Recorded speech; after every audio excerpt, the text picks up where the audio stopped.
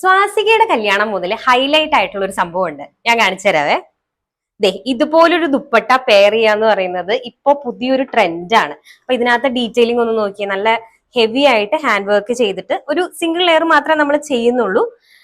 ഈ ഒരു ബ്ലൗസിന്റെ കൂടെ നമുക്ക് പെയർ ചെയ്യാൻ വേണ്ടിയിട്ടാണ്. ഈ ബ്ലൗസിന്റെ വർക്ക് ഒന്ന് ഡീറ്റെയിൽ ആയിട്ട് നോക്കിക്കഴിഞ്ഞാൽ നമ്മൾ നല്ല അടിപൊളിയായിട്ട് രണ്ട് വർക്കും സിമിലർ ആയിട്ട് വരുന്ന രീതിയിൽ ഇത് കണ്ടോ, നമുക്ക് ദുപ്പട്ടയുടെയും അതുപോലെ സ്ലീവിൽ വരുന്ന വർക്കും കൂടി മാച്ചിങ് ആയിട്ടുള്ള രീതിയിലാണ് നമ്മൾ കൊടുത്തേക്കുന്നത്. ദേ ഫ്രണ്ടിലെ പോർഷൻ വരുന്നത് ഇതുപോലെ ഒരു വർക്കാണ്. ബാക്കും കൂടെ കാണിച്ചു തരാം. ബാക്കിൽ നമ്മൾ സെയിം ഇതുപോലെ തന്നെ, ഇതാണെങ്കിൽ സ്റ്റിച്ച്ഡ് ബ്ലൗസിലാട്ടോ നമ്മൾ ഈ വർക്ക് ചെയ്തേക്കുന്നത്. നല്ല അടിപൊളിയായിട്ട് ചെയ്തിട്ടുണ്ട്. സ്റ്റിച്ച്ഡ് ബ്ലൗസ് ആയതുകൊണ്ട് തന്നെ ചെറിയൊരു കാര്യം കൂടെ ഞാൻ ഇതിന്റെ കൂടെ പറയാം.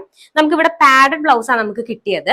അപ്പൊ ഈ പാഡഡ് ബ്ലൗസ് ചെയ്യുമ്പോൾ നമുക്ക് ഇതുപോലെ ഒരു ചെറിയ ലെയർ ഒക്കെ ആണെന്നുണ്ടെങ്കിൽ നമുക്ക് നന്നായിട്ട് ചെയ്യാൻ പറ്റും.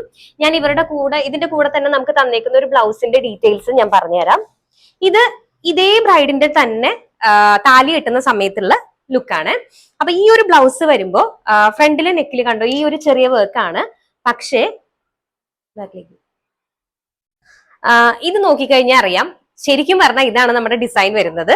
സ്ലീവിൽ വരുന്ന വർക്ക് വരുന്നത് ദേ ഇതാണ് സ്ലീവിൽ വരുന്ന വർക്ക്.